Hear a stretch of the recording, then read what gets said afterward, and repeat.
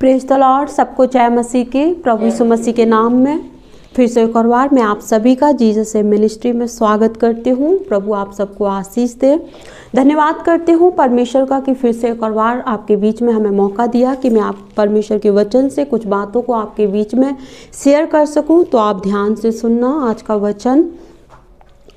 का वचन का जो मैसेज का टॉपिक है वो टॉपिक ये है कि गॉड हेट्स सिन, परमेश्वर पाप से नफरत करता है।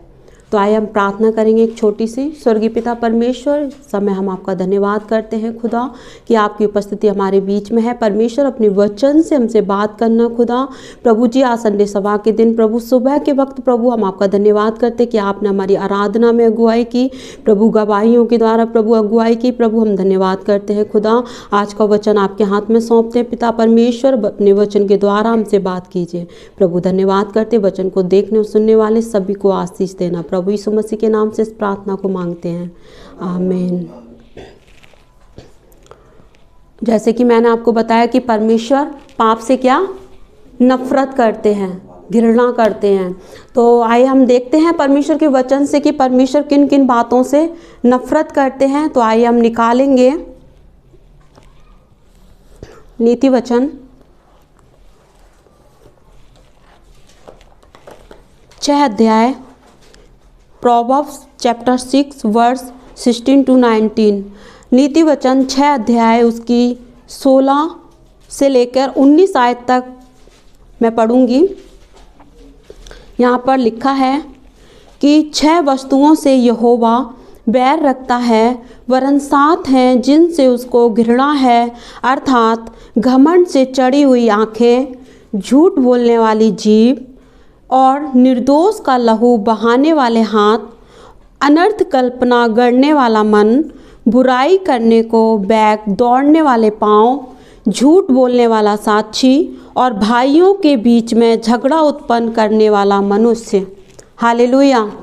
आइए इस समय हम इस वचन से देखते हैं कि किस प्रकार परमेश्वर अपने बच्चों को, अपने बेटा बेटियों को इस वचन से सचेत करना चाहते हैं कि अगर आप पाप की ओर दौड़ रहे हैं, अगर आप मतलब परमेश्वर की राह पे नहीं चल रहे हो, तो परमेश्वर चाहते हैं कि आपको उस पाप की गंदगी से निकालना, उस राह से परमेश्वर आपको बचाना चाहते हैं। इसलिए परमेश्वर यहाँ पर आपको बताते हैं इस वचन से कि परमेश्वर किन किन बातों से नफरत करते हैं, बैर करते हैं। हालेलुया। तो हम यहाँ पे देखते हैं कि जिस प्रकार जैसे माता पिता हैं वो अपने बच्चों को, अगर वो देखते हैं कि उनके बच्चे कहीं खतरे में जा रहे हैं, है ना, उनको उस खतरे से बचने के लिए, उस प्रॉब्लम से बचने के लिए वो क्या करेंगे, कई सारी ऐसी तकनीकी अपनाएंगे कि वो उनके जो बच्चे हैं, उनके जो संतान है, वो उस खतरे से बच जाए, है ना। जो उनसे होगा वो कई सारी ऐसी योजनाएं बनाएंगे कि उनके बच्चे उस खतरे में ना जाएं।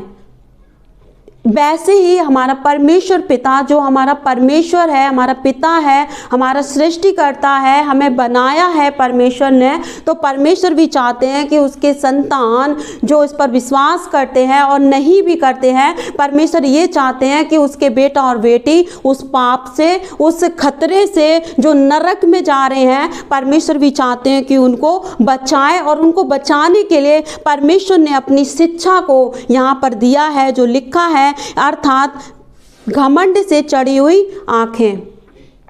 यहाँ पर हम 7 बातों को देखेंगे जिनसे परमेश्वर नफरत करते हैं। उनमें से पहली बात यह है कि परमेश्वर घमंड से चढ़ी हुई आंखों से क्या करते हैं, नफरत करते हैं।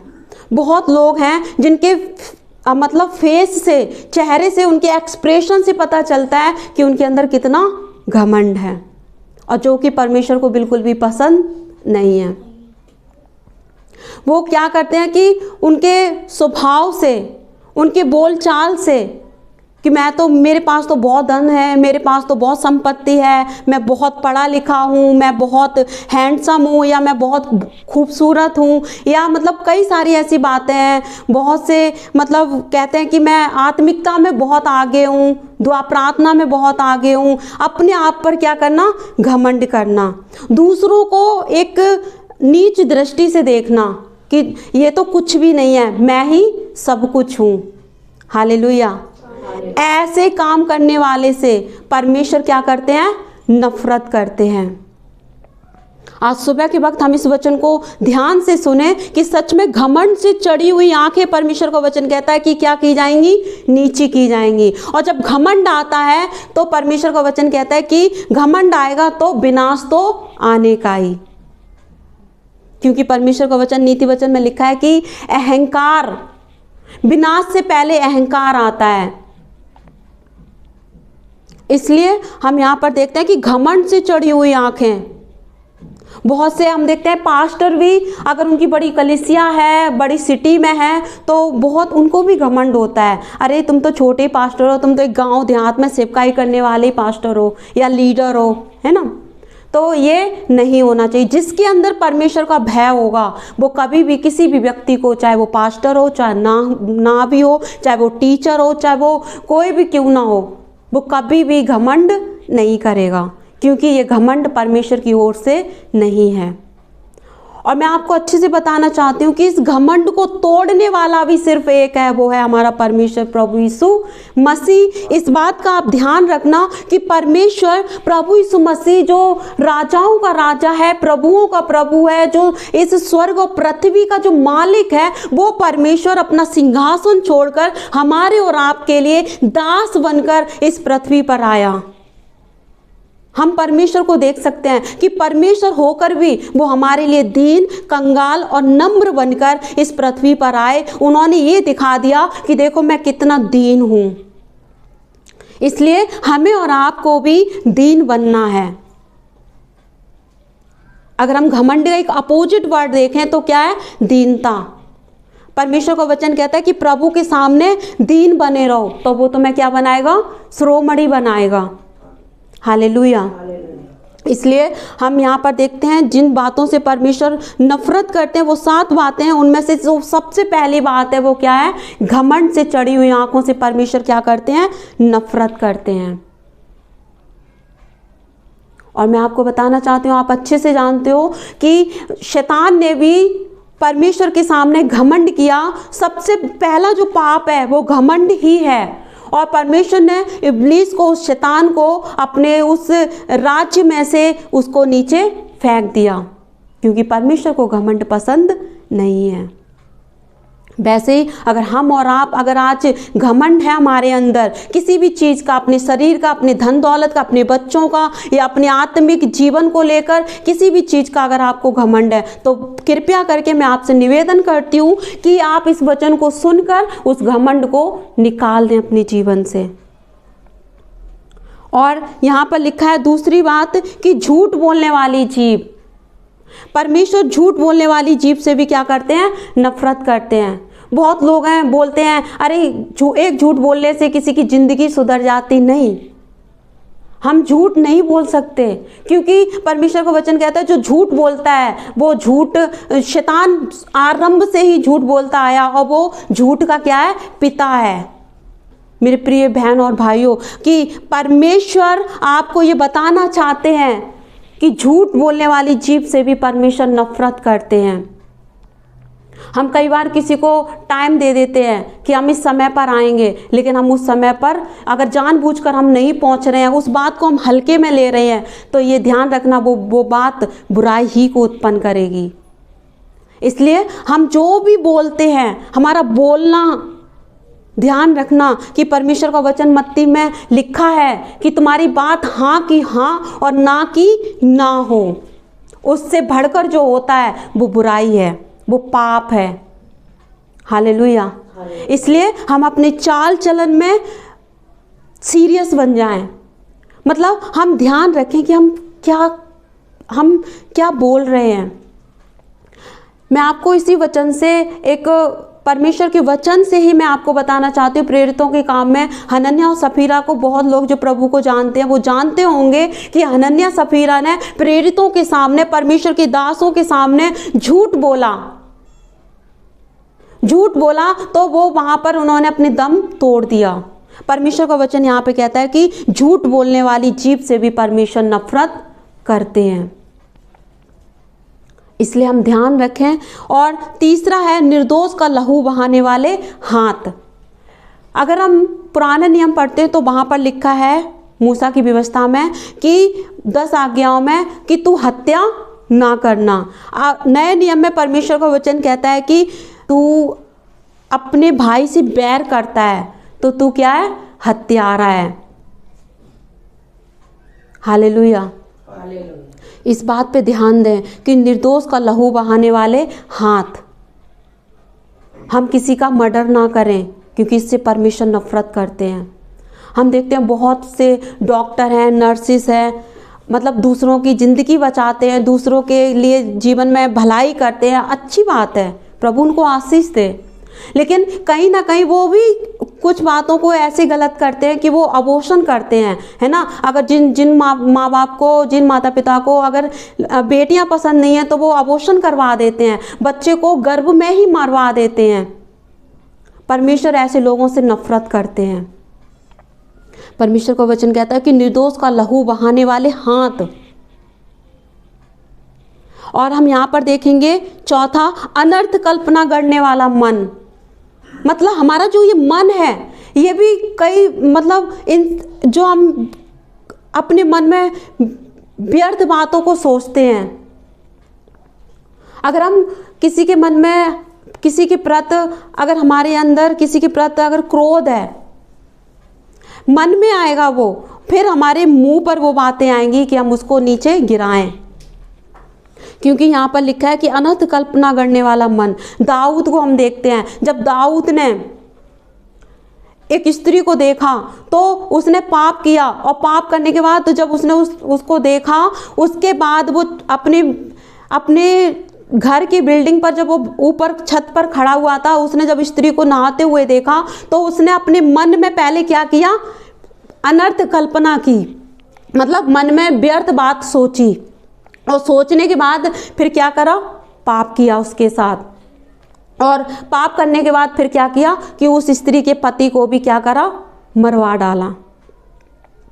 और हम देखते हैं कि जब दाऊद ने ये देखा तो उस समय दाऊद ने अपनी गलती पर उसको रियलाइज हुआ, मतलब वो जान गया कि हाँ मुझसे पाप हो गया।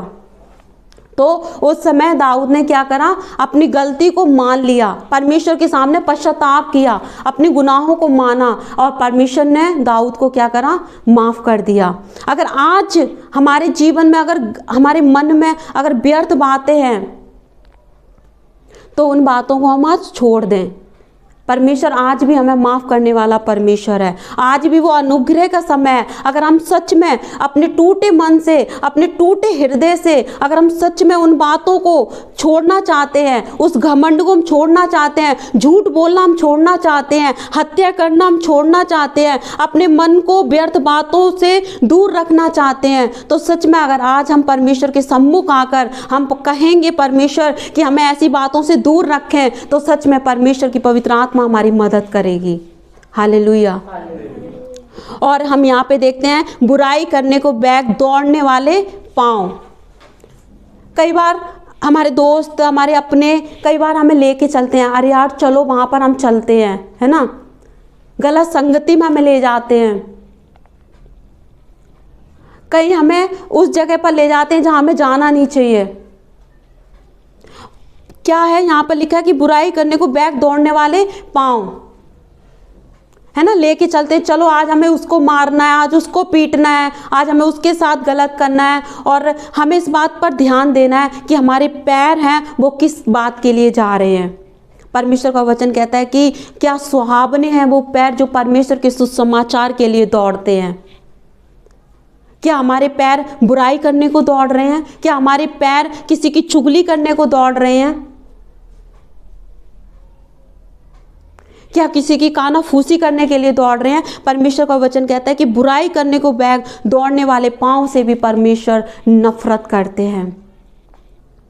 और यहाँ पर लिखा है कि झूठ बोलने वाला साक्षी, मतलब एक झूठी गवाही देना भी परमेश्वर को नफरत करता है परमेश्वर।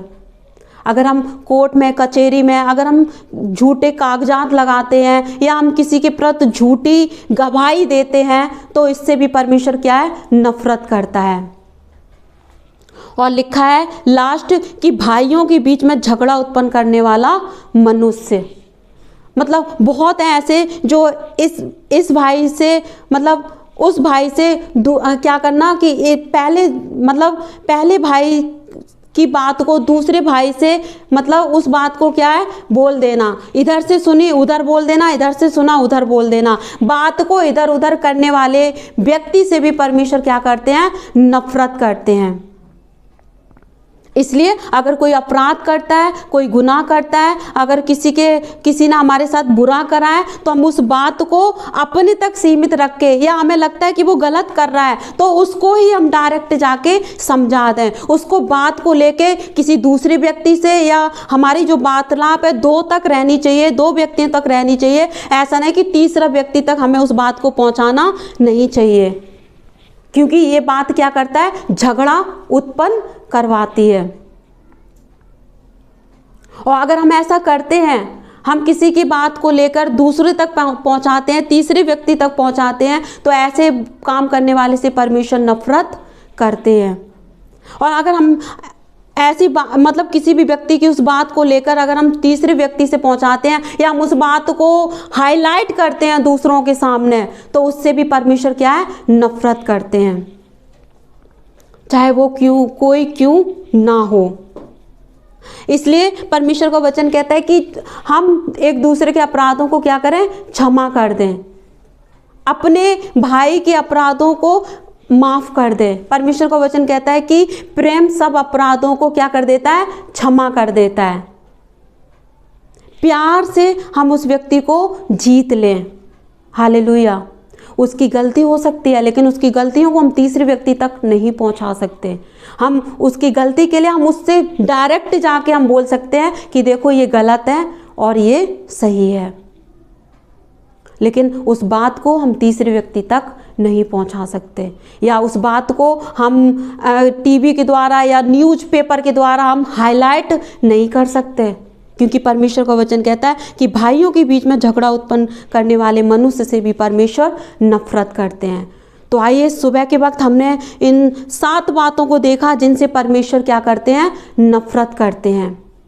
अगर आज ये बातें आपके जीवन में हैं तो आप आज परमेश्वर से कहें, परमेश्वर के सामने आएं और कहें कि परमेश्वर ये बातें हमारे जीवन से दूर रहें। तो सच में परमेश्वर हमें क्षमा करने वाला परमेश्वर है और हमारे इन बातों को हमारे जीवन से दूर करने वाला परमेश्वर है। तो आइए इस समय हम अपने सिर को झुकाएंगे और परमेश्वर से कहेंगे कि परमेश्वर, आज हमने जो वचन सुना आपका, उस वचन के अनुसार चलने में हमारी अगुवाई करें, मदद करें। सर्वशक्तिमान खुदावन परमेश्वर, हम आपका धन्यवाद करते हैं प्रभु कि आपने अपने वचन से हमसे बात की। प्रभु, ये 7 बातें जिनसे आप नफरत करते हैं, प्रभु जी हम प्रार्थना करते हैं कि आपके वचन को सुनने वाले, प्रभु देखने वाले, इन सब को प्रभु आशीष देना और ये 7 बातें इनके जीवनों से हमेशा के लिए दूर रहने पाए। परमेश्वर, आज इस वचन से प्रभु आप इनके जीवन में बात करें खुदावन परमेश्वर, और आज से ये डिसीजन ले कि प्रभु जी ये सारी बातों को छोड़कर परमेश्वर आपके सम्मुख प्रभु जी, हालेलुया खुदावन परमेश्वर,